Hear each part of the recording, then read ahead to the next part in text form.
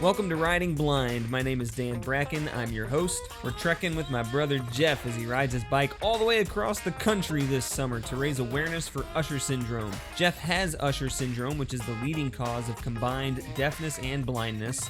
And while he is not completely deaf nor completely blind, he's certainly deaf and blind enough.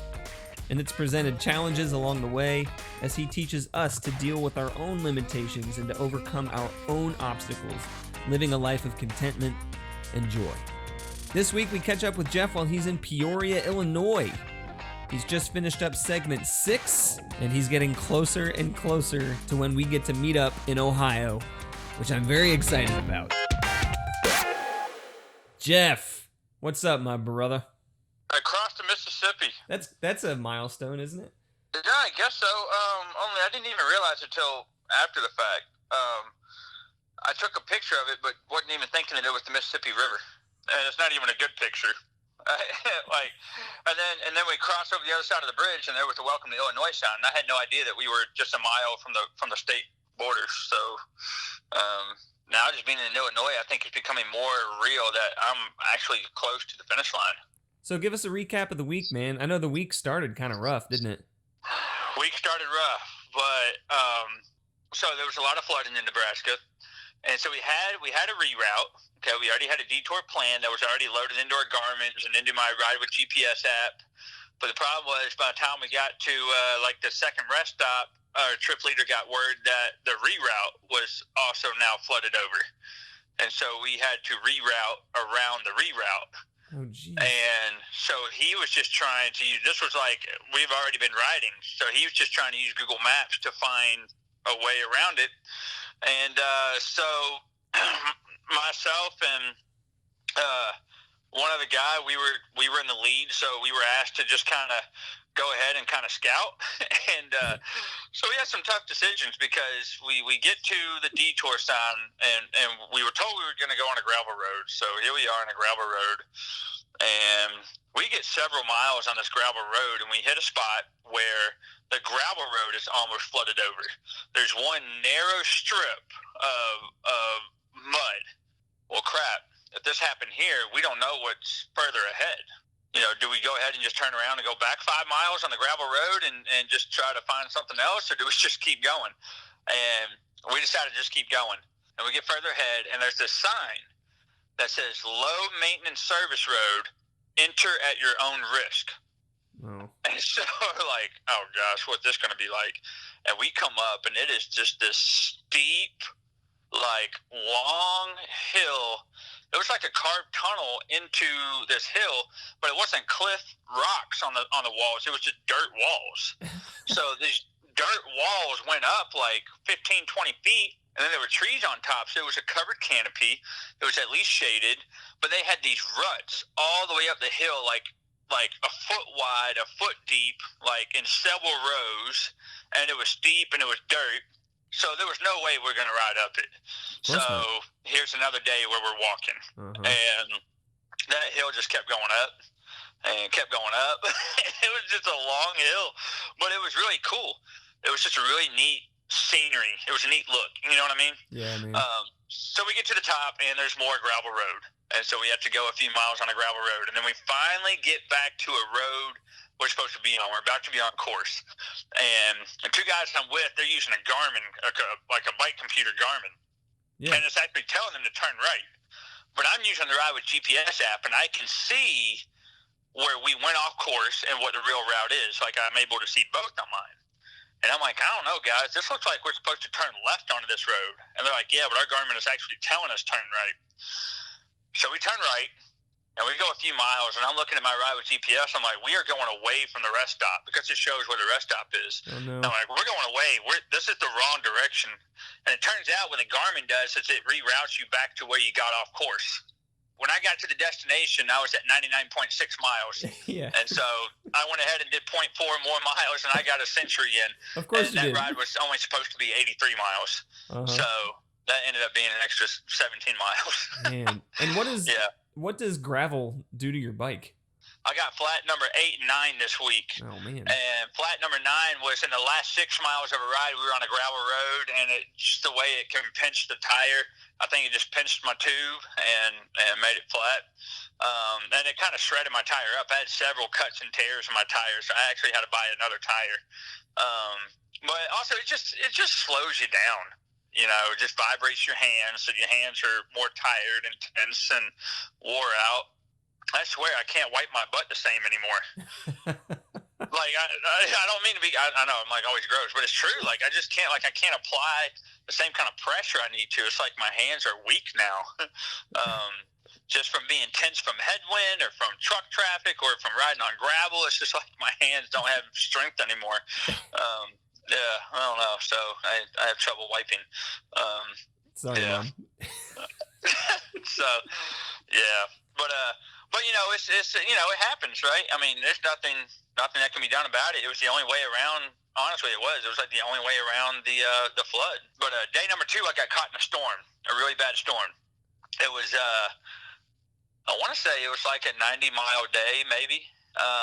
And I got to the last rest stop, and I get off my bike, and I just turned to stretch, and I saw this huge like storm-looking clouds, like it was like pitch black behind me. Or turning pitch black, and I was like, "Oh crap!" So I had the interns look at the radar, and it looked like I could maybe outbike it. So I was like, "Okay." So I'm like, "All right, I'm just gonna go." I get about 3 miles in, it starts to rain. Then I get about 6 miles in, and I get slammed from my left with cold wind, like strong cold wind, and I could feel the warm air on the right, that crosswind, with the storm wind on the left. And then you saw cows falling from the sky, right? Right. And, you know, it's getting dark, and I'm like, oh, my gosh, it's like right on top of me. And so get this. So someone's Garmin had the temperature. It reads the temperature to them right there on the spot. The temperature dropped from, I think she said it was 98 degrees, and it dropped to 66. Woo. Yeah, huge drop. And then it starts pouring, and wind is swirling all around me. And I was like, oh, heck with that. I'm bailing. Like, I'm not going to be riding with some tornado and I not even know it. So I bailed. I ditched my bike. I came up, and I saw these bushes down in a ditch, like deep down in a ditch. So I laid my bike on the shoulder of the road with the tail light facing out, and I was out on my own. And I just bailed into the bush, actually I chalked on the ground my initials. Like we have a stick of chalk, so if we ever do something, we chalk it, or if you're in the lead, you chalk the route. I chalked my initials, pointed an arrow, and said, "In the bush." But someone saw my bike, the next rider, Sue, and I'm down in the bush, and I can see her up top, and I'm like, "Sue, I'm in the bush." So I was just hiding out until someone else came, because I was like, I did not want to be caught out here. It was dark, it was pouring, it was windy, it was cold. So once I came out with her, it was starting to die down a little bit.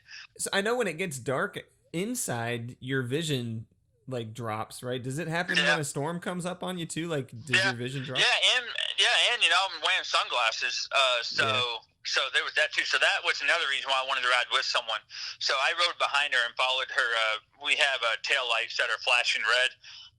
So I followed her tail light, and I mean, I could see a little bit too. So, but after that, you know, the rest of the week was great roads to ride on, fun hills, beautiful weather. It was hot. I mean, don't get me wrong. We had wake up at 4:20 in the morning every morning. We woke up an hour earlier than usual so we could get started right at sunrise to get in before the heat got too bad. Yeah, well. So yeah, it's been real hot. It's been real hot here in Ohio this week, like 96, but feels like 130,000. Yeah. Yeah. People on Facebook have been asking about the heat. Like, what's it like riding through the weather when it's like this? We do have a lot of people in our group that really do not like riding in heat, and so they were really glad that we got up an hour earlier, and they get really exhausted by the heat. Me personally, I guess I'm weird. I prefer to ride in the heat. I like riding in the heat. I don't know. I mean, as long as I have enough water, you know. Yeah. Yeah, I like riding in the heat. Well, maybe it has something to do with the fact that your fingers almost froze off when it was cold. Yeah, the cold is what I could not handle. Right. Yeah, That's what I cannot. That's when I've had to sag. At the times where it's been freezing and raining and snowing. Have any Usher moments this week? Yesterday was kind of cool for me. I decided instead of kind of riding out on my own, I decided to just kind of hang back and ride with some different people. And so I was riding with this lady named Ann Coleman, who's a fantastic person. She's amazing. And I was following behind her. And at one point, she had moved over to the left. So if you're riding a pace line where there's a line of people riding, whoever's in the front, they're bearing the brunt of most of the work with the wind. So when they're done riding in the front, they'll pat their hip and then bail a little to the left and then get to the back where everybody passes on the right.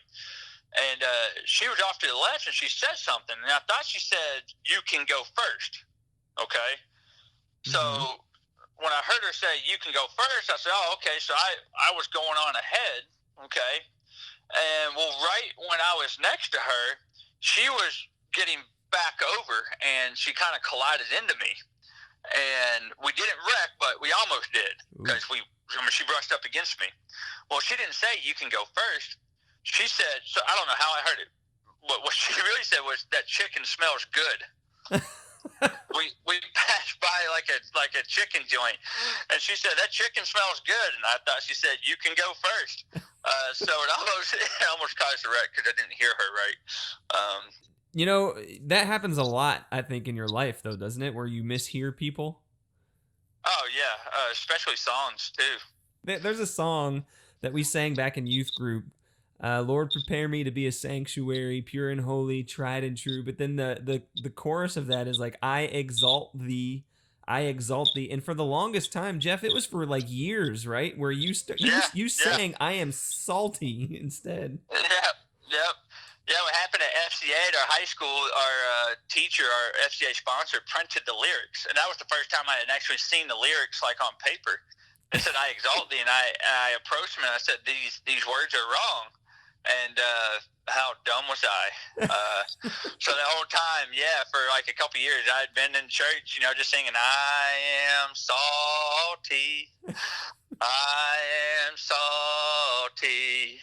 Yeah, be salt of the earth. I'm curious, though, what's your take on that "Blinded by the Light" song? Do you know that song? Yeah, "Blinded by the Light." Blinded by the light. And then what does he say next?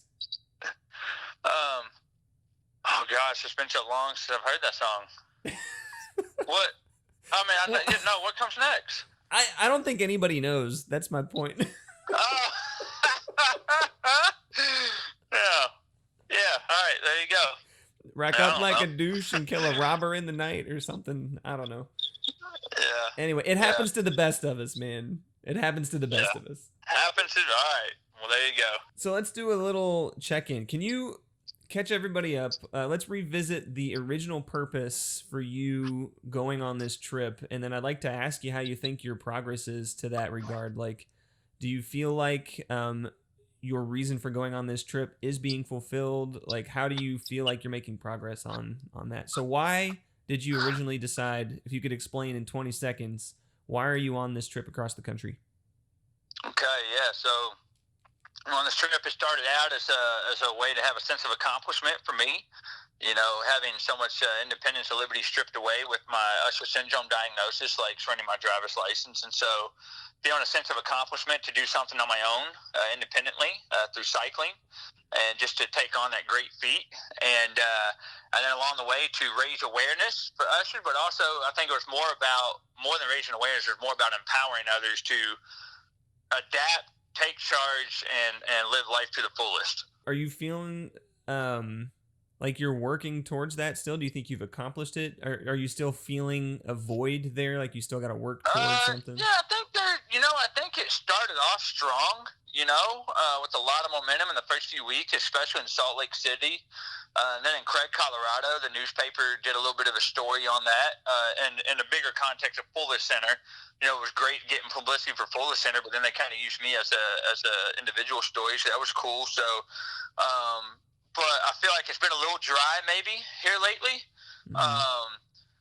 But then again, today, the people I went and played paintball with, one of them was just spoke up on my behalf and was like, hey, we're speaking to the guy in charge of the paintball and like the ref. There was a ref that presided over the game. Yeah. It's like, hey, so this guy has Usher syndrome, and explained like what that meant, and was just wondering what might be a good spot for me in the field. You know what I mean? Like, so like, yeah.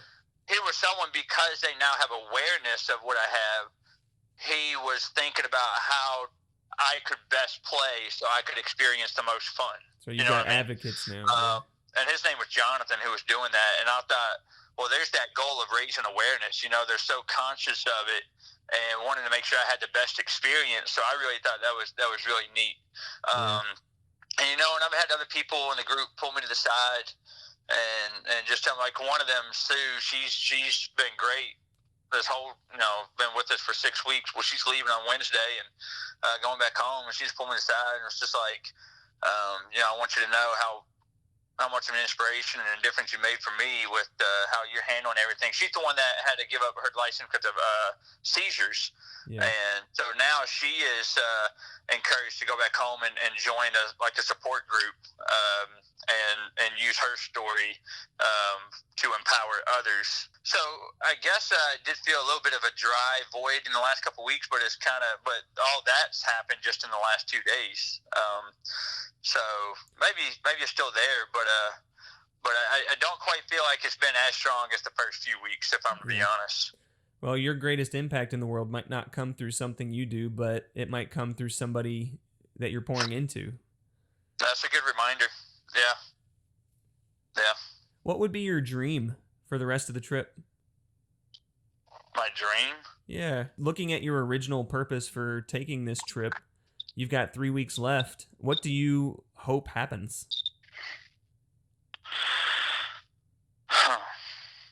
Well, first I started with what's not related to my original goal, and that was Fuller Center. I've come to learn as we're in Peoria, and I got to sit in and listen to the president of the Fuller Center here in Peoria, and they currently work on 300 homes for veterans.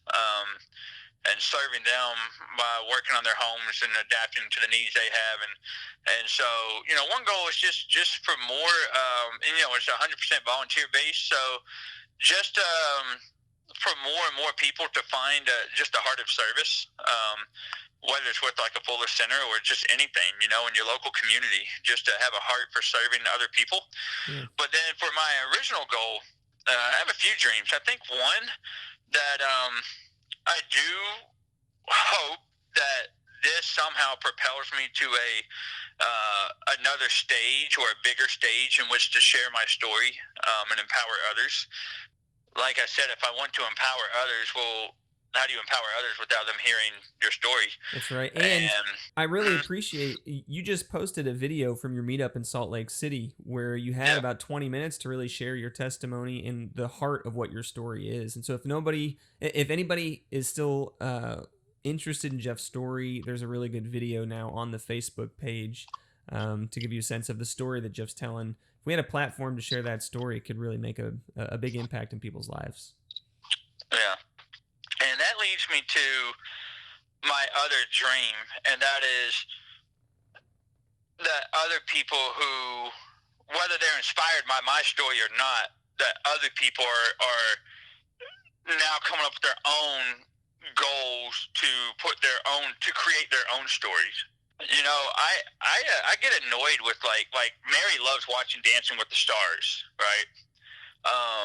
And all these game shows that want to have celebrities on the game shows. I'm kind of getting tired of celebrities. I want Dancing with the Average Joes. Like, I don't want, like, I think this show would be far more fascinating if they had people get on there who are just ordinary people, and you just learn their story, and you find out that every ordinary person is actually quite extraordinary.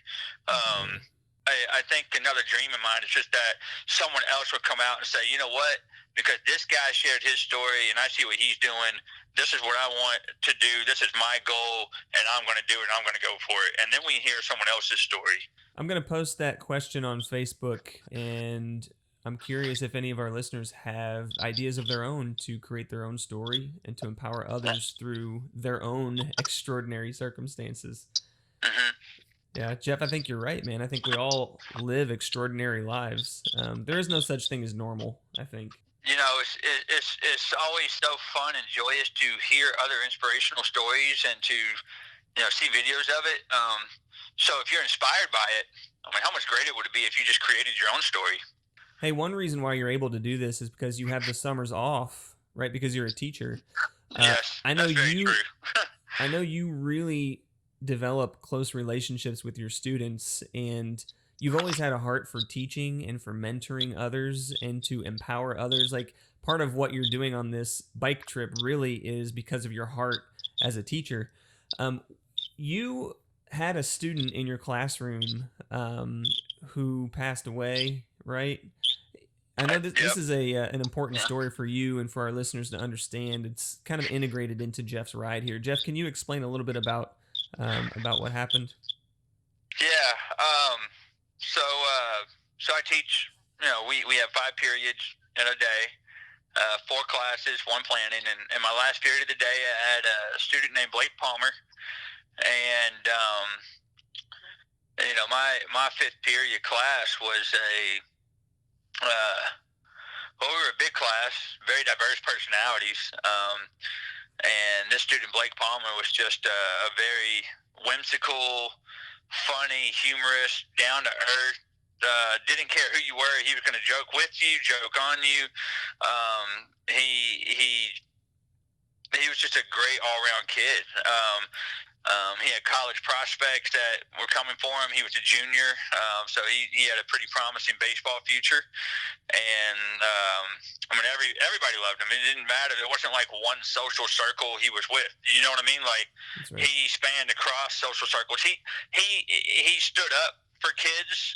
He defended people, and so he was kind of like he had like kind of a protector heart. And unfortunately, yeah, one night it was a Thursday night, and it was raining. The roads were wet.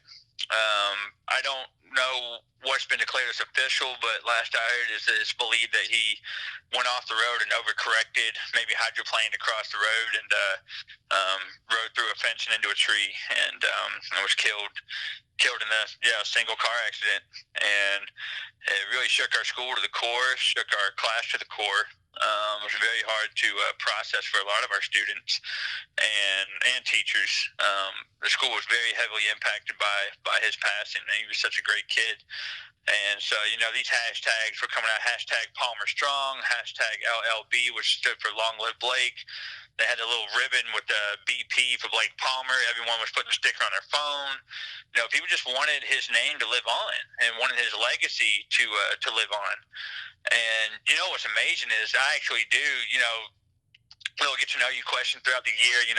At the start of class, I'd have something for the partner to talk about to kind of get warmed up and get going. And I always ask, it goes with one of my lessons that I teach.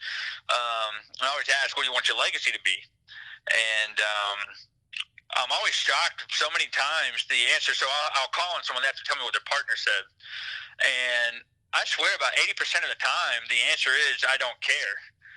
And when Blake passed away, it was very eye-opening for me because you see how everybody wanted his legacy to live on because he had a legacy that everybody admired and loved. And, and I use that story, too, to tell my students that I think it's a load of crap when you say you don't care what your legacy is, because look at how you're responding to Blake's passing. We want to honor his name so much, and you're going to tell me you don't care about your legacy? So I asked a graphic design class to design a jersey, and in my fifth period class, the class Blake was in, they were giving feedback on the design and altering it and changing it. Then I would go back to the graphic design class, say, this is what my fifth period is thinking, and then they designed a jersey and had it made. And so every Thursday this summer, I've been wearing that jersey to carry on his legacy, I guess, and to kind of remember his name, and also as a way to remind my students, like, live in a way that you leave a legacy, live in a way that people care, because Blake made our class better. He made our students better. He made me better. And so if we're looking at pictures on the Facebook page, that's the blue jersey that Jeff is wearing in some of those pictures. That would have been incredibly hard, I know, for your students and for his family. You shared something in one of the morning devotionals with the bike crew a couple weeks ago that got posted to the Facebook page, where you kind of dissected a popular Christianese phrase that maybe we don't find in the Bible. God doesn't give us more than we can handle. Yeah, so there's that popular saying, God won't give you more than you can handle. What a load of crock. I was sharing from a passage in 1 Corinthians where Paul basically said, we were persecuted so much that he said, I despaired of life itself. Basically, he was contemplating suicide. But then he comes to realize, like, I despaired of life itself. And he comes to this realization that I had to depend on God. So I understood that nothing I do is of my credit, but because of God. And so there are things in our lives, like, we have to. I mean, God will break you down if that's what it takes. If that's what it takes for you to cry out His name, then all right. Like, I never want to walk blindly in life thinking that I don't need God. Because not only should I need God, but I want God. Do you think all that's the same for your students who lost a classmate? Yeah. And I think what gets tough there is, of course, you get in all these sayings like, well, God sees the bigger picture, yada, yada. And all these cliche sayings come out. And as true and real as they may be, it's still very hard for me to speak like that because I feel like I'm just being cliche.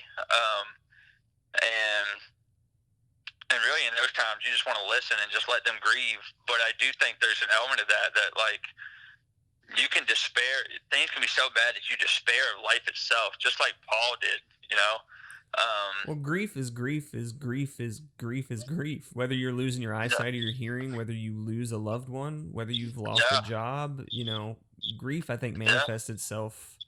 Yeah, and then, the Bible says when one mourns, we all mourn. Yeah. So grief is something to experience together. Yeah. And if we're going to say God won't give you more than you can handle, and if you buy into that, and then you're confronted with something that you're struggling with, and then you have to tell yourself, well, yeah, but God won't give me more than I can handle, so I have to just power through this. Well, then you try to power through it, and you don't lean on the support of the people around you. Yeah, and that's been so important for you on your journey, is leaning on the support of other people. Yeah, if I just have to, put on this facade like everything's all fine and dandy, then I wouldn't have the same appreciation for my wife. Hey, speaking of your wife, you're going to see her next weekend, aren't you? I'm super pumped. I'm going to see her on Friday. And the kids. Counting down the days. Segment 7 takes you right into Indianapolis. Takes me right into Indianapolis, yeah. Yeah, man. All right, so you're coming into Indianapolis next weekend, and then a week from tomorrow, next Tuesday, you're going to be coming through my neck of the woods. So if you're local to Dayton, Ohio, or Tipp City, Jeff is going to have a rest stop at Charleston Falls on Tuesday, July 30th, and I'm going to be there. I encourage you to be there too. He's set to roll in anytime, maybe between 10 and 10:30 or so. I'll be there around 9, just waiting. But Charleston Falls, Tuesday morning, July 30th. Hope to see y'all there. Yeah. Jeff, man, thanks for chatting, man. I'm glad you're in Peoria. You're getting closer and closer. I can't wait to see you. Thanks, Dan. Love you, man. Love you, Jeff. See you later, man. All right. Bye. If you're not familiar with where Charleston Falls is, it's halfway between Tipp City and Huber Heights on Ross Road, or Old Springfield Road if you turn east on Old Springfield from 25A, just north of Vandalia. Again, to know more about Usher syndrome, visit usher-syndrome.org, or you can search Bike for Ushers on GoFundMe.com if you want to donate for a cure. This upcoming weekend, Jeff will be in Indianapolis as he finishes segment 7. He'll be with his wife Mary and his kids, where they'll be reunited for the first time in 6 weeks. And our podcast next week will feature the two of them together. Lots to look forward to. And of course, in 3 weeks, he'll be riding into Washington, D.C. as he completes his trip of 3,500 miles from coast to coast. And remember, You can be free to live the life you want, regardless of limitation. Thanks to Ginghamsburg Church for loaning the gear to make this possible. We'll do this again next week.